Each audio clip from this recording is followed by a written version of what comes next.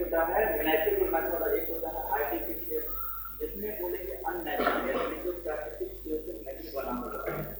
तो उसमें मैंने एग्जाम्पल के तौर पर मैंने बतलाया हुआ था, जैसे हम जो दवाइयाँ खाते हैं, जो मेडिसिन लेते हैं, तो उसके कारण अभी के टाइम पे भी बोलोगे तो ये बोले कि किसी को गैस का प्रॉब्लम है, या फिर कोई ये बोले किसी को कभी नॉर्मल सर्दी काम नहीं होता है, तो ये मानना भी नहीं जा सकता है। पहले का टाइम ऐसा था जिसमें बिल्कुल ही होता था, लेकिन अभी के टाइम पे ऐसा बिल्कुल भी नहीं बोल सकते हैं। यदि हेल्थ का डेफिनेशन पूछेंगे हम, यदि किसी को मान लो यदि किसी को पूछेंगे स्वास्थ्य क्या है, हेल्थ क्या है, क्या बदलाव है, ज्यादा होता है लेकिन ये बोलोगे मतलब बीमारी नहीं है, मतलब ठीक है, जनरली यही बोलोगे।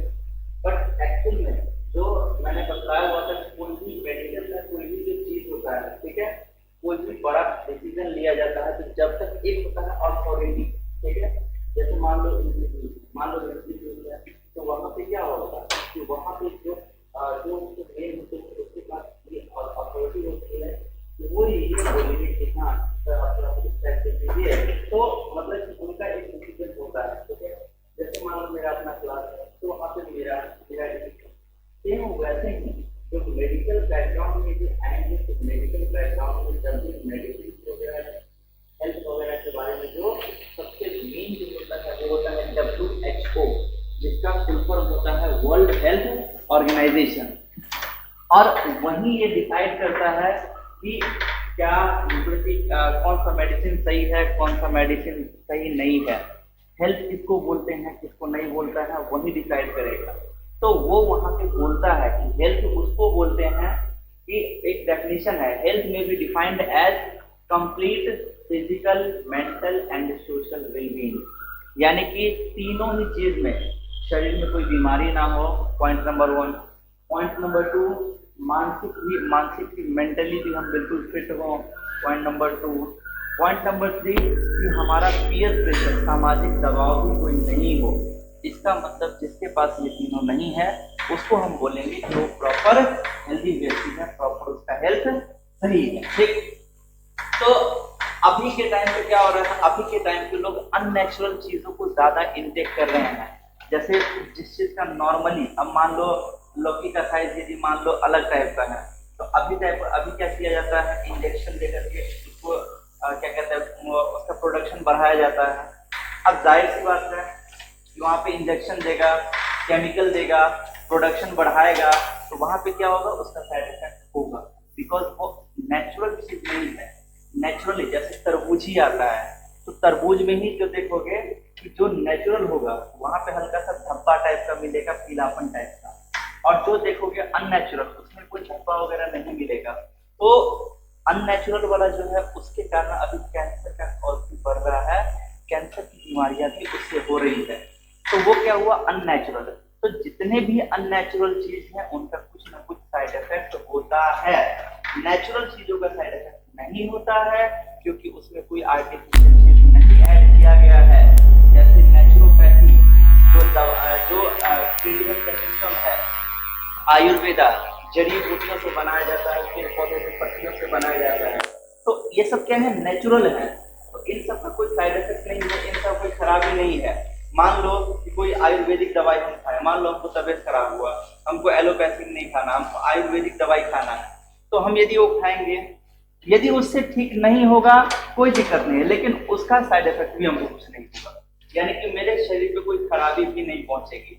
लेकिन वही अब मान लो कि हम यदि एलोपैथिक में ऐसा करें तो हमारा तबीयत ठीक नहीं हुआ, हो सकता है, लेकिन उसका साइड इफेक्ट ना हो, ऐसा हो ही नहीं सकता है। और यदि मान लो किसी कंटिन्यू फीवर आ रहा है, बार बार फीवर आ रहा है, वो ज्यादा मेडिसिन को ले रहा है, और जब ज्यादा मेडिसिन को लेगा उसके कारण भी उसके बॉडी में बहुत से साइड इफेक्ट होते हैं। इसीलिए मैं हमेशा कहता हूँ कि बिना जब तक कोई मतलब कि ज्यादा ओवर ना हो तब तक मेडिसिन जल्दी नहीं खानी चाहिए, स्पेशली एलोपैथ। और आजकल क्या हो रहा है, जब जिसको भी कभी भी बुखार होता है, फीवर होता है, तो क्या करता है, सीधा जाकर के दवाई ले लेता है, वो कम करने वाला बुखार, जिससे कि बुखार कम हो। बट एक्चुअली में बुखार कोई बीमारी नहीं है, आगे पढ़ाएंगे।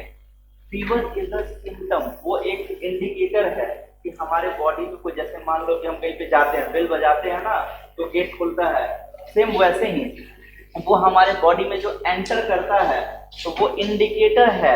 फीवर हमें ये बतलाता है कि हमारे बॉडी में किसी पैथोजन ने एंटर किया है, चाहे वो वायरस हो चाहे वो बैक्टीरिया हो। तो वही यहाँ पे बोल रहा है कि एक्सेप्ट नेचुरल मेथड, यानी कि एक्सेप्ट का मतलब अपवाद, तो नेचुरल मेथड को छोड़ करके जितने भी आर्टिफिशियल मेथड है, चाहे वो बैरियर मेथड हो, चाहे वो आईओडी हो, ओसीपी हो, इम्प्लांट हो, सर्जिकल मेथड हो, कोई सा भी मेथड हो, उनका कुछ ना कुछ साइड इफेक्ट होगा और जरूर होगा, ये चीज याद रखना। तो साइड इफेक्ट क्या क्या हो सकता है फीमेल में? तो एक तो ये हो सकता है एब्डोमिनल पेन, पेट दर्द होगा, ठीक है। दूसरा इर्रेगुलर मेंस्ट्रुअल साइकिल, क्योंकि जो मैंने बात की ओसीपी वगैरह वो ज्यादातर फीमेल्स के लिए होता है और फीमेल ज्यादा इस चीज को इंटेक करती है। तो यदि फीमेल ज्यादा आर्टिफिशियल मेथड का यूज कर रही है, ज्यादा मेडिसिन ले रही है, कॉन्ट्रासेप्टिव मेडिसिन, तो उसके कारण इर्रेगुलर मेंस्ट्रुअल साइकिल, यानी कि जैसे होता है ना कभी किसी मंथ में मेंस्ट्रुअल साइकिल नहीं हुआ, पीरियड्स मिस हो गया, that is irregular menstrual cycle. तो एक ये भी हो सकता है। ब्रेक थ्रू ब्लीडिंग, यानी कि जो पीरियड्स में जितना ब्लीडिंग होता है, जितना ब्लड निकलता है, जितना ब्लड लॉस होता है, वो ब्लड लॉस बढ़ सकता है, ब्लड लॉस ज्यादा हो सकता है, तो ये भी उसका एक साइड इफेक्ट है। और यदि मान लो कि कोई ऐसी फीमेल है जो बहुत ज्यादा इंटेक कर रही है मेडिसिन, बहुत ज्यादा दवाइयां ले रही है, जिसको बोलते हैं ओवर मेडिकेशन, तो यदि वो बहुत ज्यादा दवाइयां ले रही है, बहुत ज्यादा दवाइयों का इंटेक कर रही है, तो हो सकता है उस फीमेल में इनफर्टिलिटी की समस्या भी हो जाए। क्लियर? तो ये थे इसके साइड इफेक्ट। अब देखो, अब आते हैं इंड्यूस्ड एबॉर्शन की, ठीक है, इंड्यूस्ड एबॉर्शन। देखो, जब बात करेंगे हम एबॉर्शन की, तो एबॉर्शन बहुत बार सुने हुए होंगे, फिल्मों में सुने हुए होंगे, किसी वेब सीरीज वगैरह में सुने हुए होंगे। एबॉर्शन का मतलब क्या होता है? बच्चे को किल कर देना, बच्चे को मार देना, ठीक है। तो बहुत बार क्या होता है, इसी में आगे बताएंगे, जैसे कि पहले बताए हुए हैं कि जैसे गांव घर में कम होता है थोड़ा सा, बट एक्चुअली जो उसका रूल है होना चाहिए, और शहरों में ऐसा होता है कि एक होता है कि रूटीन चेकअप होता है, ठीक है। जैसे मान लो किसी का कोविड, जैसे हम लोग को ही कोविड हुआ था, तो बहुत लोग क्या करते हैं, कुछ भी नहीं करवाते हैं, ठीक है। लेकिन हम लोग उसको रूटीन चेकअप करवा रहे थे कि ऐसा तो नहीं कि हमारे बॉडी में इन्फेक्शन बढ़ रहा है।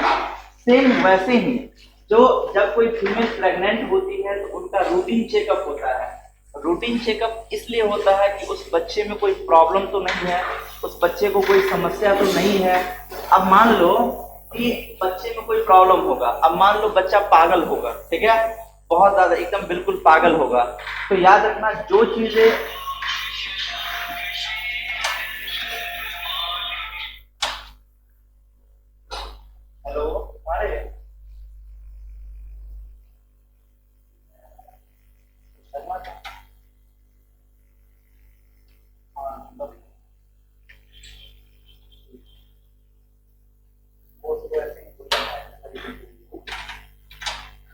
चलो, तो इंड्यूस्ड एबॉर्शन, तो एबॉर्शन का मतलब कि बच्चे को किल कर। अब मान लो बच्चा एकदम पूरा मेंटल है, पागल है, ठीक है, इस दुनिया में आते ही तो क्या करेगा, ना वो पढ़ पाएगा, ना वो नॉर्मल काम कर पाएगा। हो सकता है कि वो एक समझो कि बोझ टाइप का ही बन जाए, ठीक है, किसी गार्जियन के ऊपर। या फिर दूसरा एक पॉइंट ये भी है कि वो खुद भी, यदि मान लो पागल है, अब मान लो पागल है तो पागल है क्या, वो पता चले कि ट्रेन क्या गया, आ गया, बस क्या गया, उसको क्या भरोसा है। तो जब कोई ऐसा कंडीशन होता है, या फिर मान लो कि बच्चा बिल्कुल विकलांग है, लूल्हा लग रहा है, हाथ नहीं है, पैर नहीं है, तो उसमें एक टेस्ट किया जाता है, आगे बतलाएंगे, एमनियोसेंटेसिस नाम का, ठीक है। एमनियोसेंटेसिस नाम का टेस्ट किया जाता है। उसका टेस्ट दो चीजों के लिए होता है, एक तो होता है बच्चे के सेक्स डिटर्मिनेशन के लिए, यानी कि बच्चा लड़का है या लड़की ये पता लगाया जाता है। और दूसरा इस चीज के लिए कि बच्चे को कोई प्रॉब्लम तो नहीं है, बच्चे को कोई मेंटल प्रॉब्लम तो नहीं है, इन सब का पता उसमें लगाया जाता है। But sex determination is illegal in India, हमारे इंडिया में ये इलीगल है। यदि कोई ऐसा करते हुए पकड़ाता है तो उस पर कानूनी कार्रवाई होगी, उसका लाइसेंस रद्द हो जाएगा, साथ ही साथ उसका हॉस्पिटल भी बंद हो सकता है और उसको जेल भी हो सकती है। ठीक है, तो ऐसा कंडीशन है इसका।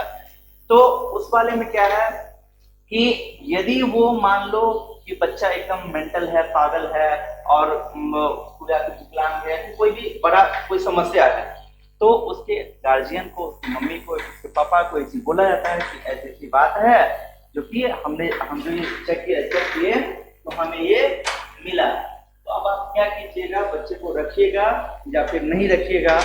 तो ज्यादातर गार्जियन ऐसे होते हैं कि ठीक है, आप मान लो ज्यादा टाइम का बच्चा नहीं है तो फिर सफैया करवा दीजिए, साफ करवा दीजिए, एबॉर्शन करवा दीजिए। तो फिर उस बच्चे को मैच्योर होने से पहले ही बॉडी से बाहर निकाल दिया जाता है, अबॉर्ट कर दिया जाता है। ठीक है, अब ये जो एबॉर्शन है ये दो टाइप का होता है। एक होता है स्पॉन्टेनियस एबॉर्शन और दूसरा होता है इंड्यूस्ड एबॉर्शन। स्पॉन्टेनियस एबॉर्शन मतलब होता है, बहुत बार गांव घर में किसी के मुंह से सुनोगे कि खुद से, मतलब कि उसने, किसी ने, ना डॉक्टर ने, ना मम्मी पापा, किसी ने कुछ भी नहीं किया है, लेकिन खुद से बच्चा पेट में ही मर गया है। ठीक है, बच्चा पेट में ही मर गया है, यानी कि खुद से मरा है, कोई आर्टिफिशियल किसी चीज से नहीं मरा है। तो खुद से यदि वो किल हो गया, खुद से यदि बच्चे की डेथ हो गई पेट में ही, तब उसको बोलते हैं स्पॉन्टेनियस एबॉर्शन। और यदि उसको इंड्यूस्ड, यानी कि इच्छा के अनुसार, हम अपनी इच्छा के अनुसार यदि बच्चे किल कर रहे हैं, दैट इज इंड्यूस्ड एबॉर्शन।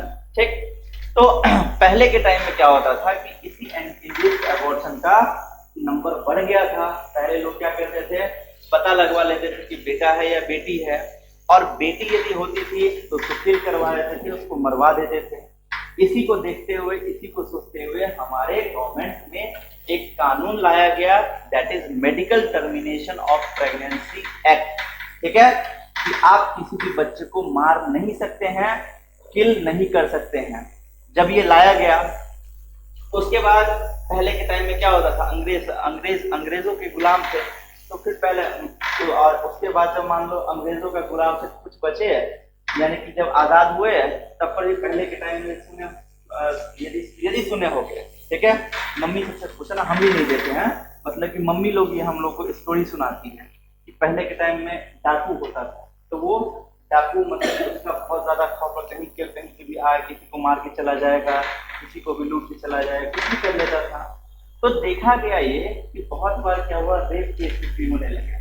अब मान लो रेप केस होने लगे, लड़की मान लो 17-18 साल की है, 16 साल की है, अब फीमेल हो गई है प्रेग्नेंट, लेकिन उसके पास अभी वो उस एज में नहीं है कि वो बच्चे को जन्म दे सके, क्योंकि बच्चे को जन्म देना ही इम्पोर्टेंट नहीं होता है, उसके पापा का नाम देना इम्पोर्टेंट होता है, उसका पालन पोषण इम्पोर्टेंट होता है। तो इस सब को देखते हुए एक एक्ट लाया गया, जिस एक्ट का नाम है medical termination of pregnancy, sorry. तो इस सब को देखते हुए तक भी ऐसा फॉर्मूला नहीं बना पाए थे जिससे नेचुरली लोगों के सर पर बाल उग आए। इसलिए मैं आज कुछ क्लाइंट को अपनी कंपनी के बारे में बता रहा होता है कि वो किस तरीके से नेचुरली बालों को अच्छा बनाने के लिए एक्सपेरिमेंट कर रहे हैं। फिर वो उन्हें अपने फ्यूचर के एक्सपेरिमेंट दिखाने के लिए एक सीक्रेट लैब में लेकर जाता है, जहाँ जाने से पहले उनके कैमरा और फोन ले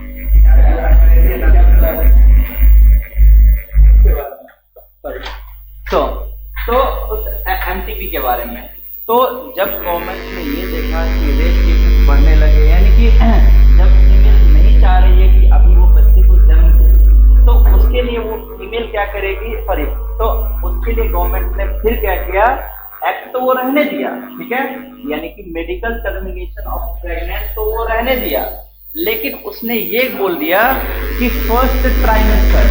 अच्छा ये बताओ फर्स्ट ट्राइमेस्टर क्या होता है, किसको याद है फर्स्ट ट्राइमेस्टर? 1 2 3 और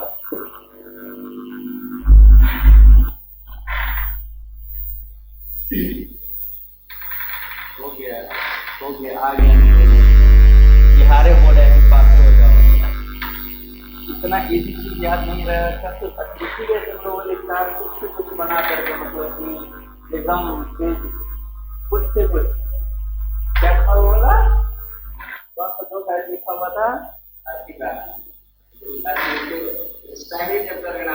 हाँ टेस्टिस ओवरी कौन सा पेज था, मतलब का एक ही साथ नाम, एक में टेस्टिस ओवरी एक में ओवरी टेस्टिस, इसीलिए मतलब सब नए से करेंगे अच्छे से नंबर भी मिल जाएगा, लेकिन घर आ गया तो फायदा ही नहीं होगा।